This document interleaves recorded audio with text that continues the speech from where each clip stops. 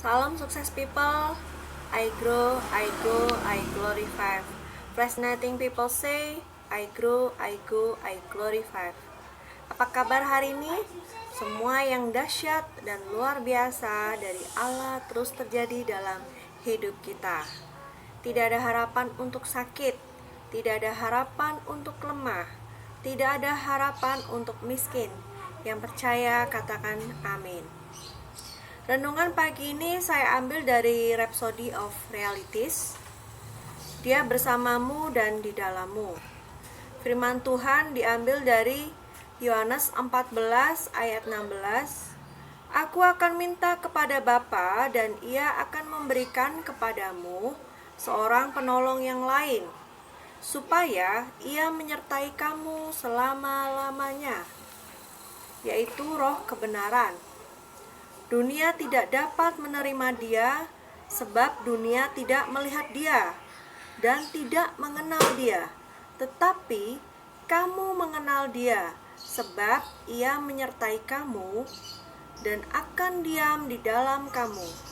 Perkataan yang menenangkan dan menguatkan di atas dikatakan Yesus sebelum Dia terangkat. Dia tahu murid-muridnya akan merindukan Dia. Jadi Dia berkata, tenanglah, aku akan kembali kepada Bapa dan aku akan minta kepadanya memberikan kepadamu Roh Kudus, yaitu penolong yang lain. Saat Dia datang, Dia akan hidup di hatimu dan engkau tidak perlu mencariku atau kehilangan hadiratku. Bukan lagi aku berjalan bersamamu di dunia ini, aku akan berjalan di dalammu. Terpujilah Tuhan. Yesus memenuhi janjinya dan Bapa memberikan Roh Kudus pada hari Pentakosta. Kisah Para Rasul 2 ayat 1 sampai dengan 4 menyatakan ketika tiba hari Pentakosta, semua orang percaya berkumpul di satu tempat.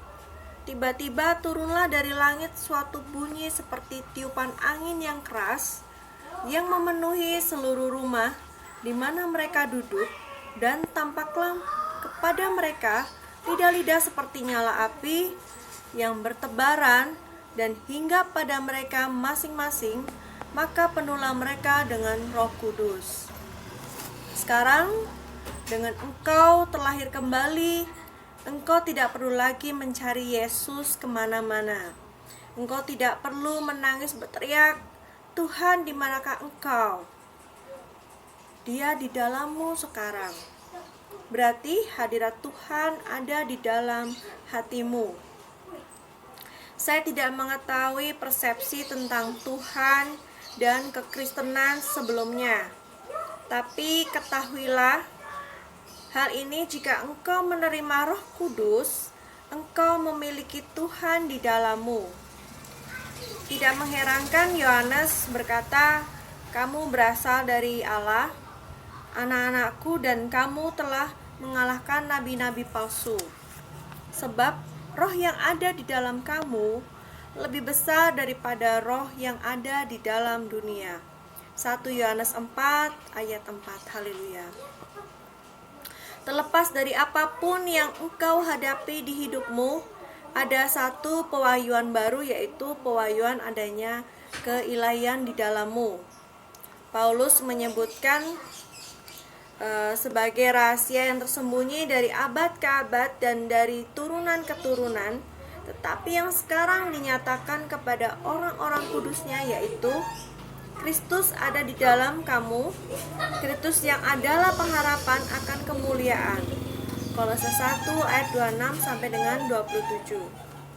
Adam tidak mengetahuinya, Abraham tidak mengetahuinya, Ishak tidak mengetahuinya. Tidak ada generasi yang terdahulu yang mengetahui rahasia ini. Ini lebih dari Immanuel, Tuhan beserta kita. Ini adalah surga di dalammu.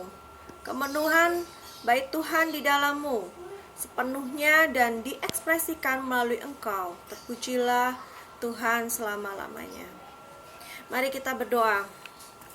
Bapa terkasih, aku bersyukur atas kehormatan dan berkat dengan memiliki Kristus yang hidup di dalamku dengan rohnya. Dengan kebaikan hadiratnya yang tinggal dan berdiam, aku memiliki kuasa ilahi dan hikmat supranatural untuk melakukan kehendak Tuhan dan hidup berkemenangan atas segala pekerjaan iblis dan pengaruh yang merusak di dalam dunia ini. Haleluya. Ayat renungan pagi ini Kisah Para Rasul 2 ayat 1 sampai dengan 4. Ketika tiba hari Pentakosta, semua orang percaya berkumpul di satu tempat. Tiba-tiba turunlah dari langit satu bunyi seperti tiupan angin keras yang memenuhi seluruh rumah di mana mereka duduk. Dan tampaklah kepada mereka lidah-lidah seperti nyala api bertebaran dan hingga pada mereka masing-masing. Maka penuhlah mereka dengan Roh Kudus, lalu mereka mulai berkata-kata dalam bahasa-bahasa lain seperti yang diberikan oleh Roh itu kepada mereka untuk mengatakannya. 1 Korintus 3 ayat 16. Tidak tahukah kamu bahwa kamu adalah bait Allah dan bahwa Roh Allah diam dalam kamu? Kisah Para Rasul 17 ayat 28. Sebab di dalam Dia kita hidup, kita bergerak, kita ada. Seperti yang telah juga dikatakan oleh pujangga-pujanggamu, sebab kita ini dari keturunan Allah juga. Rencana pembacaan Alkitab 1 tahun, Galatia 1 ayat 1 sampai dengan 24 dan Pengkhotbah 9 sampai dengan 12. Rencana pembacaan Alkitab 2 tahun, 1 Timotius 2 ayat 1 sampai dengan 15 dan Yeremia 33. Demikian renungan firman pagi hari ini. Salam, Tuhan Yesus memberkati.